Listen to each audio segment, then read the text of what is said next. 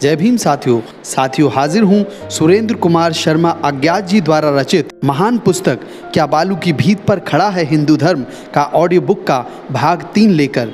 और साथियों, वीडियो शुरू करने से पहले आपसे एक गुजारिश करना चाहूँगा, अगर आप हमारे चैनल पर नए हैं तो चैनल को तुरंत सब्सक्राइब कर दें और पास वाले बेल आइकन को भी दबा दें और लाइक तो अभी के अभी कर दें और दोस्तों और परिचितों के साथ साझा भी कर दें।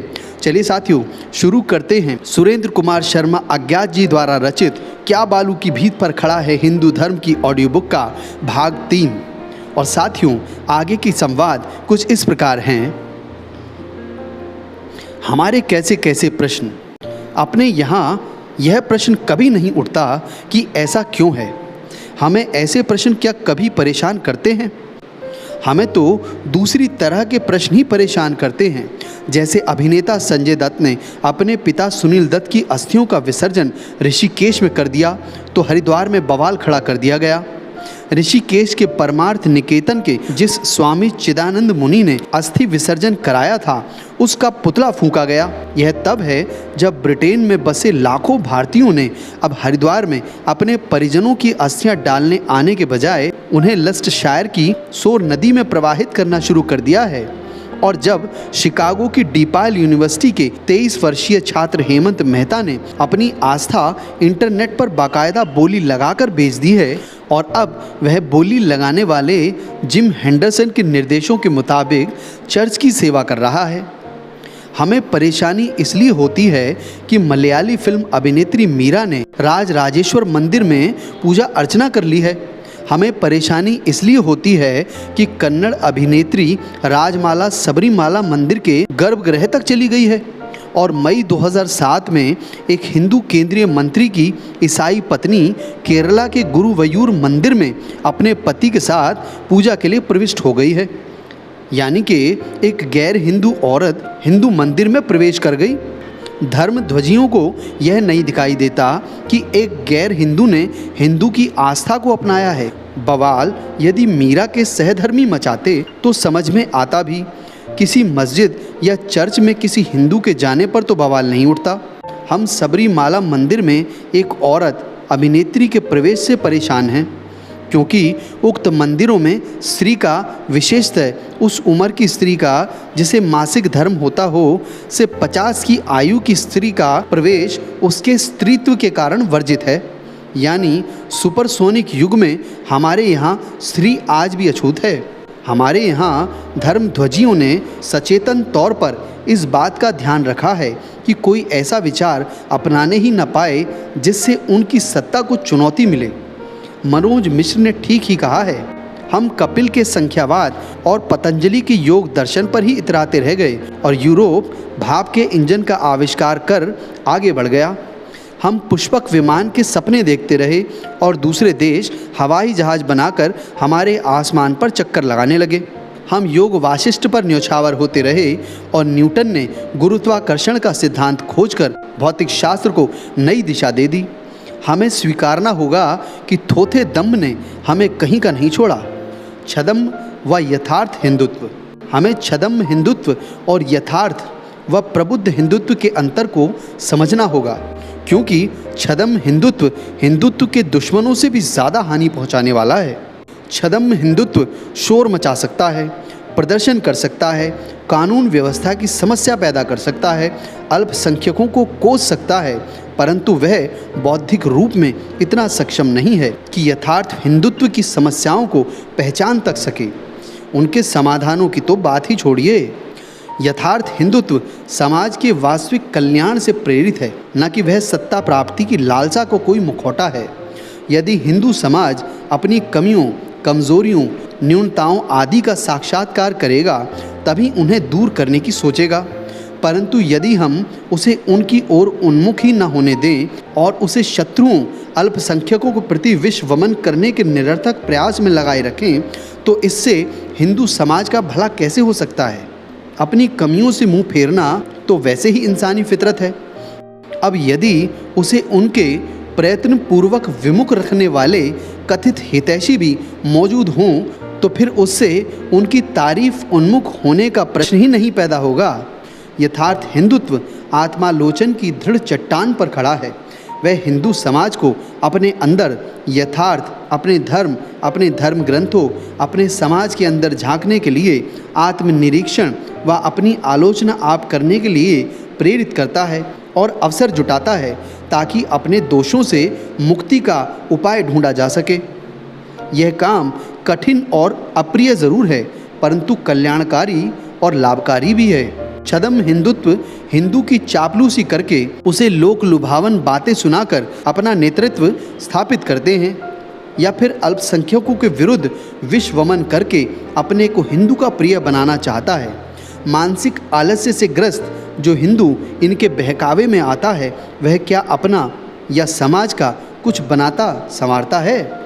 वाल्मीकि अपनी रामायण में कहते हैं, मीठी मीठी बातें करने वाले तो दुनिया में बहुतेरे लोग होते हैं, परंतु सतपथ बताने वाली बातें करने और सुनने वाले दुर्लभ होते हैं, क्योंकि वे बातें चिकनी चुपड़ी नहीं होती। सुलभाः पुरुषाः राजनं सततं प्रियवादिनः, अप्रियस्य च पथ्यस्य वक्ता श्रोता च दुर्लभः। रामायण युद्धकांड। महाभारत में कहा गया है कि सत्य बोलना श्रेयस्कर है, परंतु हित की बात करना उससे भी ज़्यादा श्रेयस्कर है। जो सभी प्राणियों का सर्वोच्च हित है वही सत्य है। सत्यस्य वचनम श्रेयः सत्यादपि हितं वदेत्, यद भूत हित्यमत्तनम एतत् सत्यम मतम मम। महाभारत शांति पर्व। इन वचनों के आलोक में यदि हिंदुत्व पर विचार करें तो स्पष्ट हो जाता है कि गुजरात के ही नहीं, सारे हिंदुस्तान के मुसलमानों के विरुद्ध दंगा भड़काने पर भी हिंदू का भला नहीं होगा। उड़ीसा के ही नहीं, बल्कि सारे भारत के पादरियों को मारने से भी एक हिंदू का भला नहीं होगा। यह सारा छद्म हिंदुत्व है। इसके विपरीत जिस काम से हिंदू समाज अपने खोए हुए स्वाभिमान को प्राप्त करने के लिए प्रयत्नशील हो, जिससे उसमें रचनात्मकता आए, उसकी ज्ञान वृद्धि हो, जिससे वह आत्मविश्वास अर्जित करे, अपने घर को सुव्यवस्थित कर सके, अपनी कमियों व कमजोरियों को पहचान कर उन पर विजय प्राप्त कर सके, वह सब यथार्थ व प्रबुद्ध हिंदुत्व हैं। यथार्थ हिंदुत्व ही मानवता की सेवा का व्यवहारिक मार्ग है। 80-85 करोड़ हिंदू मानवता का बहुत बड़ा एकाश्म हैं। यदि हम इसी मानवता की ठीक से सेवा कर सकें तो यह कोई छोटी उपलब्धि नहीं होगी। कहा गया है, विद्या दानम महादानम, अर्थात विद्या देना, ज्ञान देना उत्तम दान है। अपने अतीत को अच्छी तरह समझना, उसे सही परिप्रेक्ष्य में देखना, तदनुसार अपने वर्तमान और भविष्य की रूपरेखा निर्धारित करना तथा जहाँ जहाँ अपेक्षित हो अपनी कमियों को दूर करना, सद्गुणों को अर्जित करना, अपने प्रत्युत्तरों को युगानुरूप बनाना, दृष्टिकोण को तर्कसंगत और वैज्ञानिक बनाना व इस सब के संदर्भ में सारे समाज की यथासंभव व यथाशक्ति सहायता करना ही यथार्थ हिंदुत्व का अभिन्न अंग है। इसके बिना हिंदू समाज का भला नहीं हो सकता। हमें हमलावर मुसलमानों ने उतना नहीं मारा जितना हम अपनी कमजोरियों के कारण मरे हैं। उन कमजोरियों को दूर कर लो, तुम भी विश्व में महाशक्ति बन सकते हो। अमेरिका या कोई दूसरा देश कहीं से पट्टा लिखा कर नहीं लाया है कि वही महाशक्ति बन सकता है, दूसरे नहीं। बस हिंदुत्व के यथार्थ स्वरूप को हृदयंगम करके तुम्हारे एक अंगड़ाई लेने भर की देर है। कुछ छद्म धर्मनिरपेक्षतावादियों ने मुझ पर आरोप लगाना शुरू कर दिया कि बाबरी मस्जिद गिराने वाले लोगों को बौद्धिक व मानसिक तौर पर तैयार करने में मेरे लेखों व सरिता का भी योगदान रहा है। इस तरह के आरोप लगाने वालों का परिप्रेक्ष्य मुझे सही प्रतीत नहीं होता, क्योंकि इतिहास के किए को अनकिए करने का उपयुक्त तरह का दृष्टिकोण मेरा या सरिता का कदापि नहीं रहा। अपने इतिहास को खंगालना, अपनी पराजयों का विश्लेषण करना तथा अपनी कमियों व कमजोरियों को पहचानना एक बात है, और पुरानी व ऐतिहासिक इमारतों, वे धार्मिक हों या दूसरी, को गिराने की वकालत करना इससे सर्वथा भिन्न बात है। मैं पहली कोटि का ही काम करता हूँ, दूसरी कोटि मेरा क्षेत्र कदापि नहीं रही है। कमजोरियाँ, कमियाँ जो भी हमारी पराजयों व हमारी अवनति के लिए उत्तरदायी हैं, वे हमारी थीं और हमें ही उन्हें दूर करने के बारे में सोचना था। यह न तो किसी के विरुद्ध भड़काहट पैदा करना था और न इससे किसी को किसी तरह का खतरा महसूस होना चाहिए था। यह असहिष्णुता नहीं है, आत्म सुधार का मार्ग है। इस पर किसी को क्या आपत्ति हो सकती है? यदि हिंदू समाज अपने नकारात्मक पहलुओं का परित्याग करके सकारात्मकता से सराबोर होता है, यह हिंदू बहुल देश है। यदि यह समाज बीमार रहेगा तो उससे क्या अल्पसंख्यक स्वस्थ रह पाएंगे? गीता में कहा गया है, वे और तुम एक दूसरे से सद्व्यवहार करते हुए, एक दूसरे की प्रगति करते हुए परम श्रेय को प्राप्त करो। परसरम भावयन्तः श्रेयः परम वापस्यथ। प्रथाओं का परित्याग। आज हिंदू धर्म कई उन प्रथाओं को त्याग चुका या त्याग रहा है जो कभी धर्म थी, यथा सती प्रथा, छुआछूत, जाति आधारित भेदभाव, शूद्रों को शिक्षा से वंचित रखना, बाल विवाह आदि। इसी तरह जो चीज़ें पहले निषिद्ध थीं, जैसे शूद्रों का सार्वजनिक कुओं आदि का प्रयोग, देव मंदिरों में प्रवेश, विधवा पुनर्विवाह, स्त्री शिक्षा आदि, उन्हें अपना चुका है। हिंदू समाज अब शास्त्रों को आंखें मूंद कर नहीं, विवेकपूर्ण पढ़ने में विश्वास करता है। अंधश्रद्धा का स्थान बुद्धिवाद और वैज्ञानिक चिंतन लेने लगा है और उसमें आत्मचेतना का भाव दृष्टिगोचर होता है। एक तरह से देखा जाए तो हिंदू धर्म प्राचीन के नवीनकरण की प्रक्रिया को अपनाए है। कुछ पुरानी बातें छूट रही हैं और कुछ नई बातें जुड़ रही हैं। इस तरह यह चिर युवा बन रहा है। कायाकल्प की यह प्रक्रिया बहुत धीमी है। इसे कुमार की ओर ले जाने के भी कई शिविरों से प्रयास किए जा रहे हैं, जो चिंता का विषय है। कुछ वर्ग अपने को हिंदू मानने के लिए ही तैयार नहीं हैं।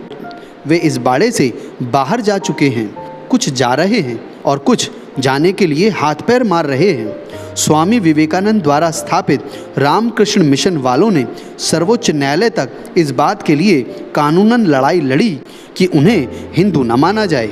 यह अलग बात है कि वे इसमें सफल नहीं हुए, परंतु इससे उनकी इससे बाहर निकलने की इच्छा खत्म नहीं हो जाती, क्योंकि उनकी घुटन यथावत बरकरार है। कुछ हिंदू धर्म परिवर्तन करके इस्लाम, ईसाई धर्म आदि को अपना रहे हैं। इसमें जाति पाति की भेदभावपूर्ण व्यवस्था की भूमिका को नज़रअंदाज नहीं किया जा सकता। कुछ दलित हिंदुओं ने गाय के मुकाबले भैंस को खड़ा किया है और अपने विरोध के स्वर को मुखरित किया है। आतंकवाद का दैत्य देश के विभिन्न इलाकों में दंदना रहा है और उसका लक्ष्य मुख्यतः हिंदू धर्म व हिंदू समाज ही है। इस तरह की और भी बहुत सी नकारात्मक चुनौतियां हमारे सामने हैं। इसका मतलब साफ है कि बहुसंख्यक समुदाय के रूप में हिंदू समाज को अभी बहुत कुछ करना है। जो लोग हिंदू धर्म को पीछे की ओर मोड़ना चाहते हैं और इसे पुरातन पंथी बनाए रखने में ही हित देखते हैं, वे अपने क्षुद्र स्वार्थों के लिए इस विराट राष्ट्रीय समाज से धोखा कर रहे हैं। वे यद्यपि हिंदू हितैषी होने का दम भरते हैं, तथापि वास्तव में वे हैं इसके लिए दुश्मन ही, आस्तीन के सांप।